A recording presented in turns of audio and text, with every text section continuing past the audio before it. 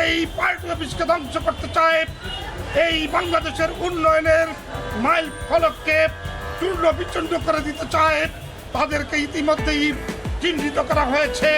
জামাত বিএনপির সেই প্রেতাত্মা লেলিয়ে দেওয়া তারেক বাহিনী, ওই বন্ড প্রতারকরা রাজনীতির নামে বাংলাদেশে যে অপকর্ম সৃষ্টি করেছে, আন্তর্জাতিক বিশ্ব ইতিমধ্যেই জেনেছেন। আমরা খুনি তারেকের বিচার সহ ওই প্রতারক চক্রের রাজনীতির নামে খণ্ড ওই গোলাপানিতে মাছ শিকারের ষড়যন্ত্রকারীদেরকে ইতিমধ্যেই চিহ্নিত করতে সক্ষম হয়েছে দেশের প্রশাসন। আমরা তাদের বিচার চাই, তাদের গ্রেপ্তার চাই। এই বাংলাদেশের মাটিতে থেকে যেমনি ভাবে জামাত আর সন্ত্রাসীরা, স্বাধীনতা বিরোধী চক্ররা একের পর এক এদেশের স্বাধীনতাকামী মানুষের স্বপ্নকে দুলিশ্বাস করতে চায়, বঙ্গবন্ধুর কন্যা শত চেষ্টার পর কষ্ট করে বাংলাদেশের মানুষের যে স্বপ্ন আজকে বাস্তবায়নের পক্ষে পৌঁছে গিয়েছিলেন, সেই স্বপ্নকে ষড়যন্ত্র করে দুলিশ্বাস করে দেশদ্রোহীরা যে অপকর্ম করেছে, তার বিচার বাংলার মাটিতে হবেই হবে। তাদের শেষ ইচ্ছা পূরণ করতে দেওয়া হবে না। বাংলার মানুষ বেঁচে থাকতে তার আমাদের প্রিয় নেত্রী, বাংলাদেশের শত কোটি মানুষের আজকে প্রিয় নেত্রী, জননেত্রী শেখ হাসিনা, আমাদের প্রধানমন্ত্রী নিশ্চয়ই আপনাদের প্রত্যেকটি কথা অনুধাবন করে বিচার কার্য সম্পাদনের জন্য ব্যবস্থা নেবে এবং সাংবাদিক ভাইদের ক্ষতিপূরণ সহ আমাদের বোনকে যারা শ্লীলতাহানি করার চেষ্টা করেছে তাদের খুঁজে বার করার জন্য আমি আমার সাংবাদিক ভাইদের কাছে, সিনিয়র সাংবাদিক ভাইদের কাছে আমি অনুরোধ করছি, আপনারা যথাযথভাবে এই ঘটনা তুলে ধরুন। যেই পার্টি অফিস, যেই আওয়ামী লীগ, যেই নেতাদের নেতৃত্বে দেশ স্বাধীন হয়েছিল বঙ্গবন্ধুর নির্দেশনায়, সেই বাংলাদেশের নারায়ণগঞ্জ জেলা, যেই জেলায় জন্ম হয়েছে আওয়ামী লীগ, যেই জেলায় জোয়া সাহেব, চুনকা সাহেবদের স্মৃতিকথা আমাদের অকপটে মনে পড়ে, সেই জেলায় এই হামলাকারীদেরকে আমরা শেষ রক্ষা দিতে পারি না এবং কোনোদিন এটা মেনে নিতে পারি না। রক্তের বিনিময়ে হলেও আমরা অনতি বিলম্বে এই অপকর্মের জবাব দেব, এটাই আমাদের শপথ। আজকে আমাদের পার্টি অফিসকে যারা ক্ষতবিক্ষত করেছে তাদেরকে ক্ষতবিক্ষত করার দায়িত্ব এদেশের জনগণ নেবে, এটাই আমার বিশ্বাস, এটাই আমাদের প্রত্যাশা।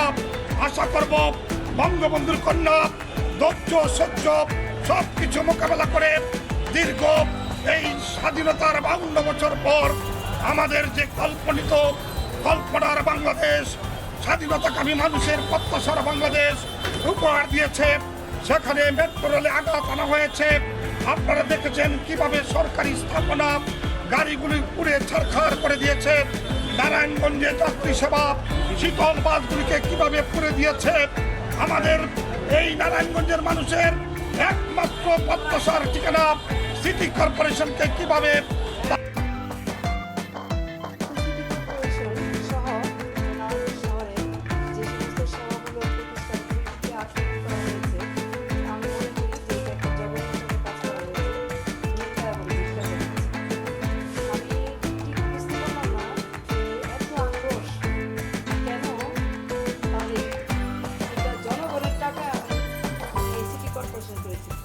সাধারণ মানুষের টাকা, এখানে কিন্তু 100 কোটি টাকার উপরে আমার ট্যাক্সের টাকা, পাবলিকের টাকা এই নগর ভবন।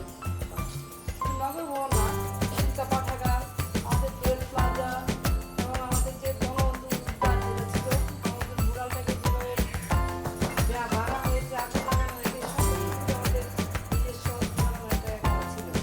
তো এই শহরের মধ্যে রাজনীতির মধ্যে পাসপোর্ট অফিস সহ সরকারি প্রতিষ্ঠানগুলিতে আক্রমণ হয়েছে। এই সেবা বন্ধ করে দিয়ে কি বোঝাতে চাইলো আমার এখনো বোধগম্য নয়।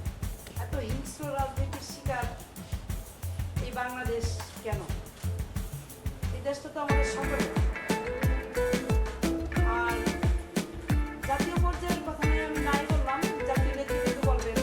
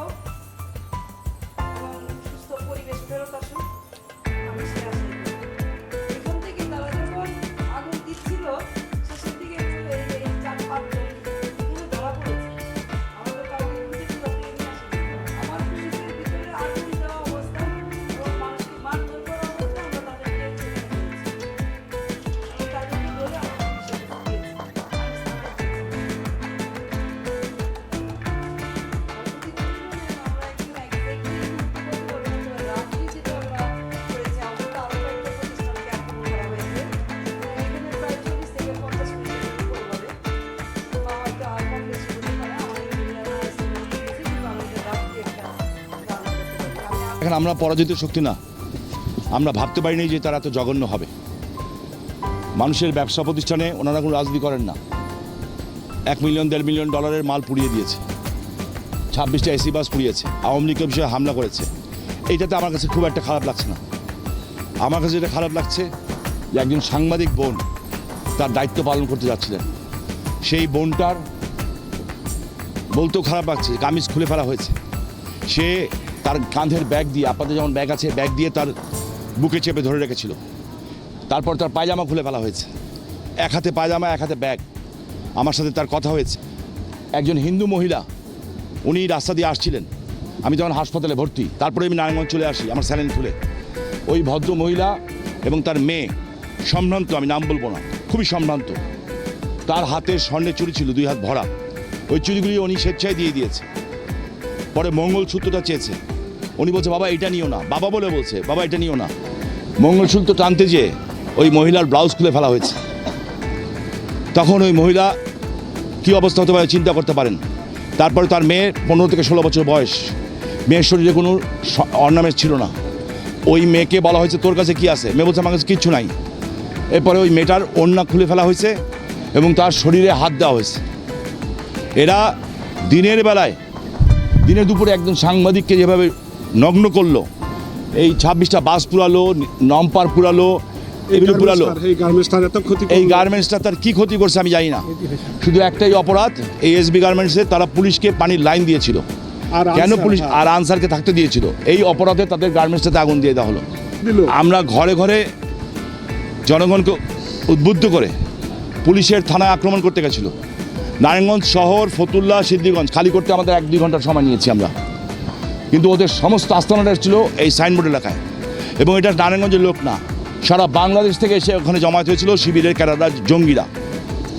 সো যারা যারা জঙ্গিদেরকে আশ্রয় দিয়েছে এবং এই ঘটনাগুলি করতে সহযোগিতা করেছে, আমরাও তাদেরকে মুক্তিযোদ্ধা যেভাবে ফাইন্ড আউট করেছে, ইনশাল্লাহ আমরাও তাদেরকে মুক্তিযোদ্ধা সন্ত্রাসী হিসাবে ফাইন্ড আউট করবো এবং যা করার দরকার তাই করব এবং প্রতিশোধ না শুধু প্রতিঘাত করব।